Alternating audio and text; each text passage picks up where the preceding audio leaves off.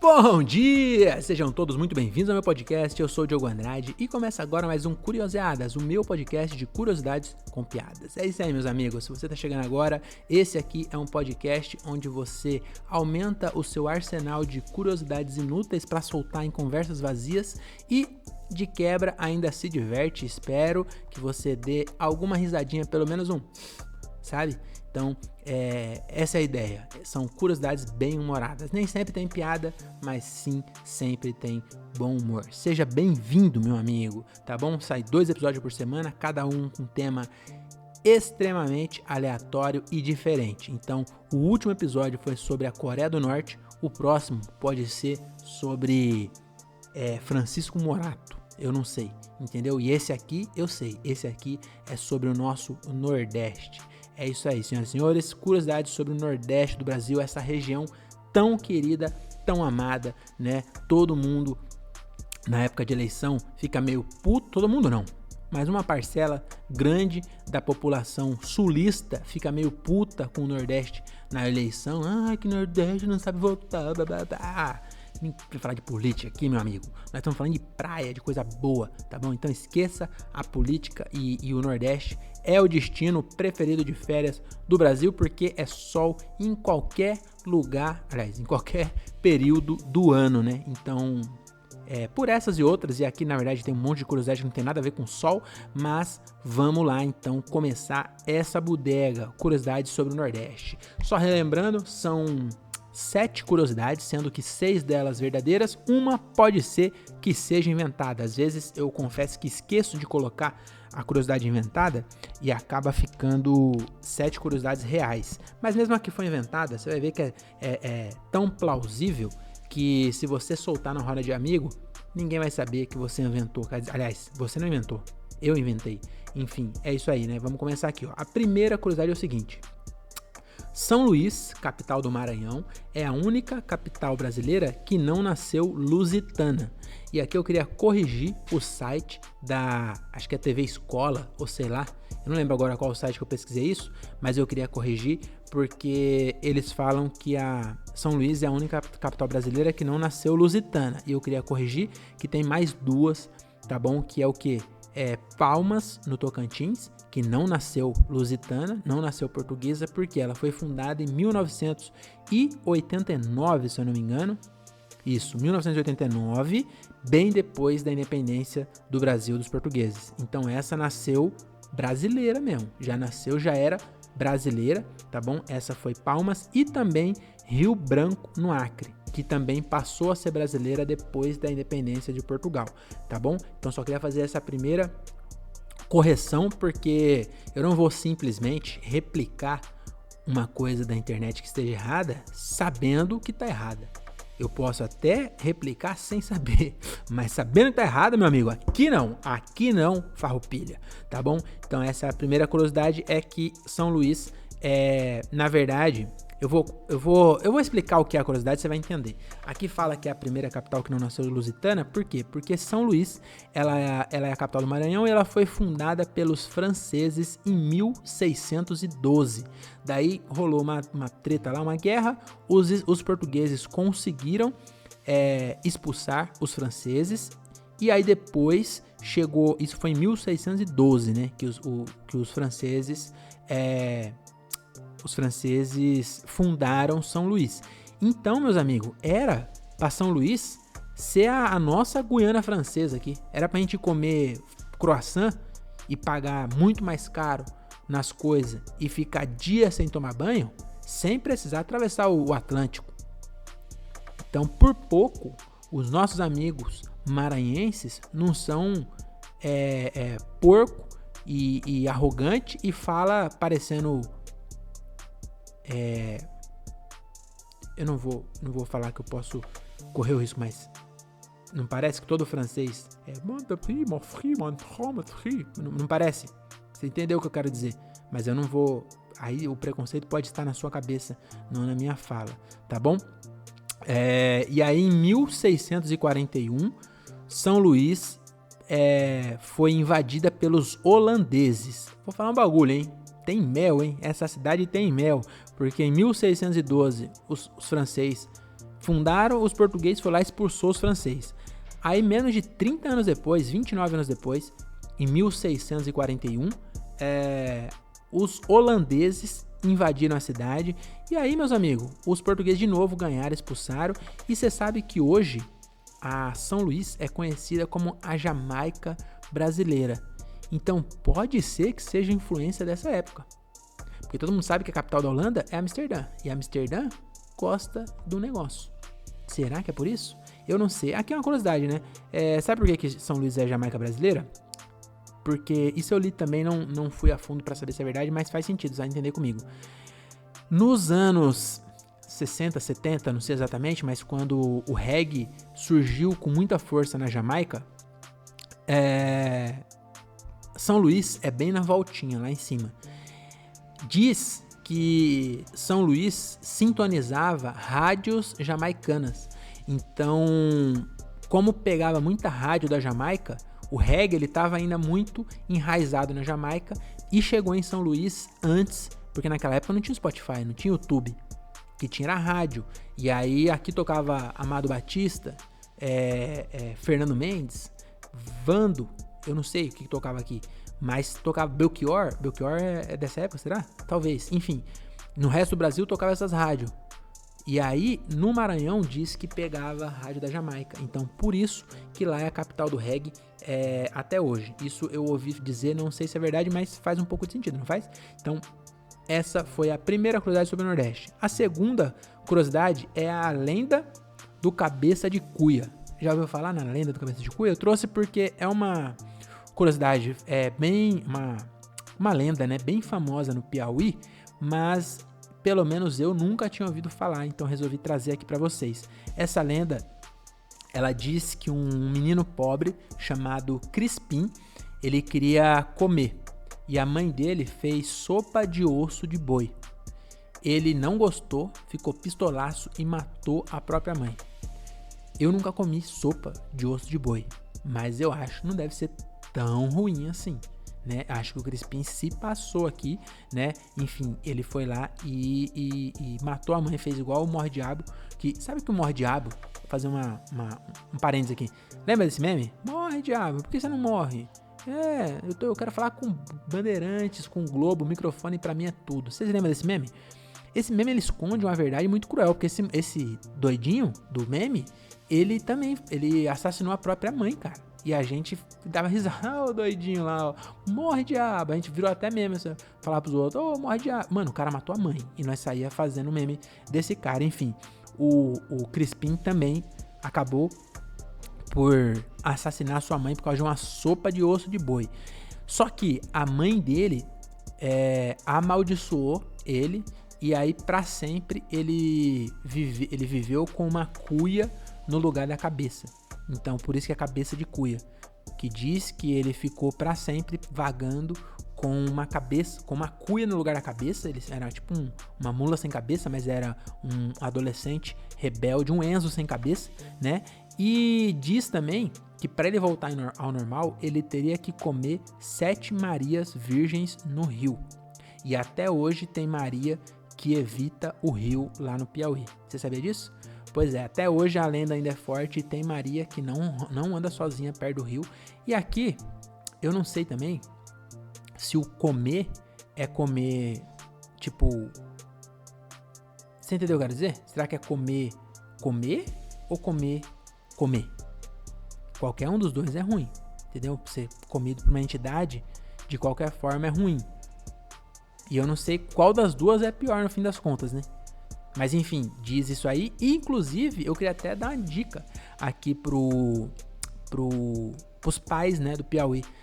Se você bota Maria, né, bota o nome da sua filha de Maria, ela tem medo de andar no rio. De repente, ela perdeu o medo, saiba que ela também perdeu o lacre. Porque é 7 Marias virgens.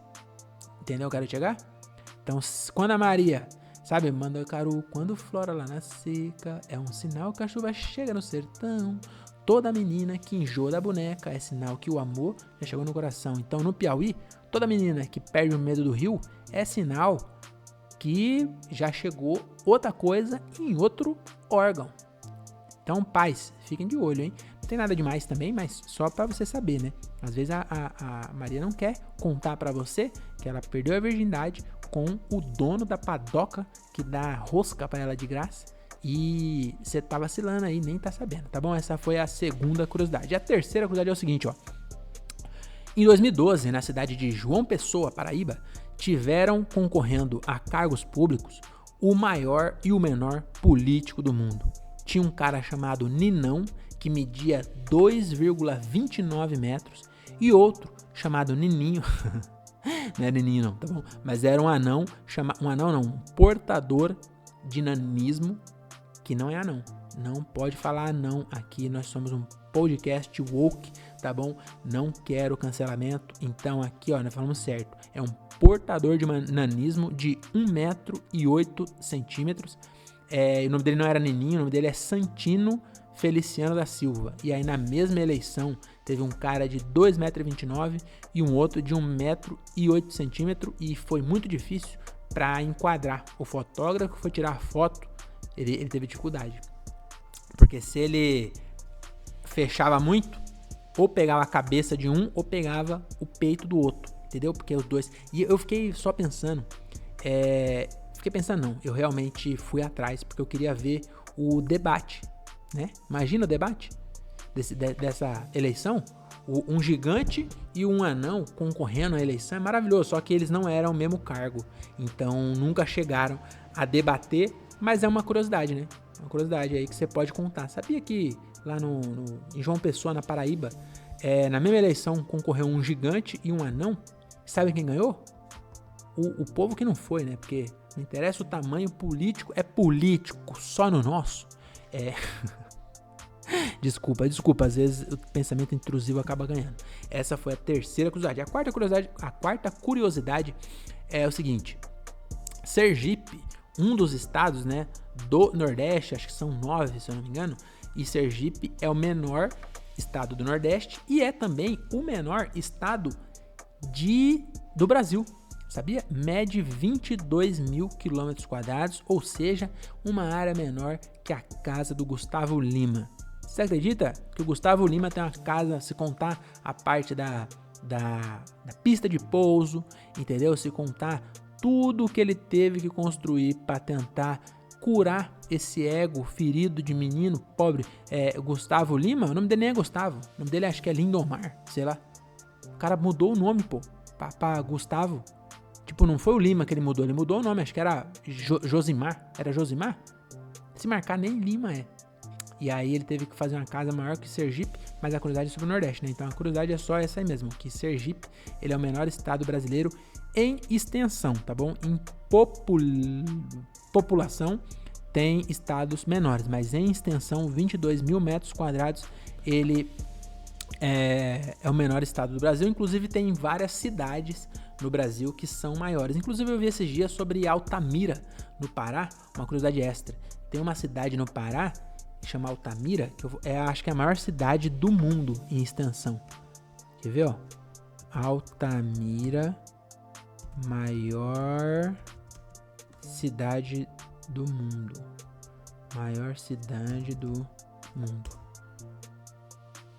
Altamira no Pará é o maior município em extensão do mundo e tem 159 mil quilômetros de extensão. Então ela tem 129 mil habitantes. Quer dizer, meus amigos, que tem menos de 1 habitante por quilômetro quadrado. Que doideira, né? E você vai ver, a parte urbana é tudo amontoado.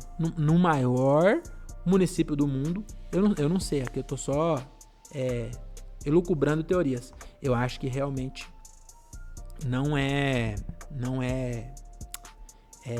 tipo assim, não é tão, mas com certeza não tem 1 por quilômetro igual sugere a conta, né? Mas o fato é que cabem quase 8 quase 8 estados de Sergipe dentro de uma cidade do Pará, que é a cidade de Altamira. A maioria da cidade, ela não é urbano, né? Tem muito mato e tal, é floresta, esse tipo de coisa. Mas fica aí mais uma curiosidade, sabia que a maior cidade do planeta fica no Brasil, lá no Pará, chama Altamira? Pois é, meus amigos, aqui também é coincidência de geografia. Coincidência não, conhecimento. Geografia, essa foi a quarta curiosidade. A quinta curiosidade é o seguinte, ó, na cidade de Presidente Juscelino tem uma pedreira que se formou há 3,4 bilhões de anos e é o pedaço de terra mais antigo das Américas. E é curioso porque como pode um pedaço de terra ser o mais antigo das Américas, sendo que embaixo desse pedaço de terra tem outra terra que deve ser mais antiga que essa. Entende o que eu quero dizer? Eu não quero discutir com um cientista. Eles devem saber o que eles estão falando. Mas eu só achei curioso os caras terem descoberto um pedaço de terra mais antigo. E é uma pedreira lá na cidade de Presidente Juscelino, que fica no Nordeste. É mais velho que porra, não sei o que. Eu ia fazer uma comparação aqui, mas não veio nada na minha cabeça. Eu não vou ser... como se diz? Não vou, usar o clichê. Mas velho que sei lá... Quem que nós usamos agora como velho? Dercy Gonçalves morreu? A Palmeirinha? Será? Enfim, eu não vou falar isso. Mas esse é o fato, tá bom? Sabia que o pedaço... Mais uma curiosidade pra você soltar no bar. Sabia que o pedaço de terra mais velho do mundo não é a pataca da sua avó? Desculpa. Enfim, essa foi a quinta curiosidade. A sexta curiosidade é o seguinte, ó, no sertão do Rio Grande do Norte, em um lugar chamado Serra do Cajueiro, existe o maior cajueiro do mundo. É uma árvore só e ela tem 8.500 metros quadrados, o equivalente a um campo de futebol inteiro coberto de caju. Rapaz, essa árvore ela começou a crescer em 1888 e nunca mais parou. Dizem que se você encosta a mão nela, ela fica grudando por 3 dias, mesmo que você não coma nenhum caju. A árvore é danada, hein? E é quase do tamanho de Sergipe. O caju. Não, tô brincando. Lá é 22 mil. Não, lá é 22 mil quilômetros, né, Sergipe? Aqui são 8,5 quilômetros. Então não é bem longe, mas realmente caberiam poucos cajueiros desse no Sergipe, né?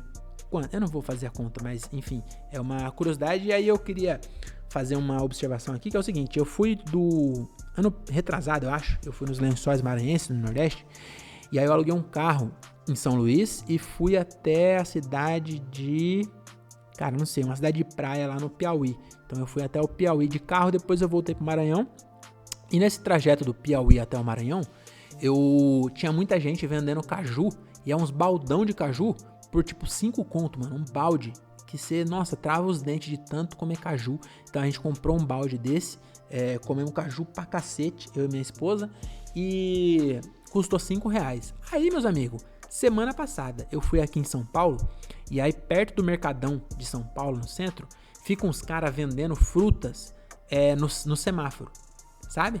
Normalmente aqui nós só tem cracudo tentando limpar o vidro do carro, mas às vezes a gente dá uma diversificada e tem pessoas vendendo coisas, tudo que você imaginar, de carregador de celular a caju.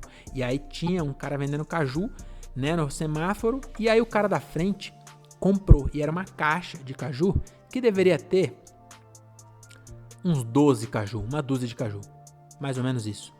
Era uma caixa.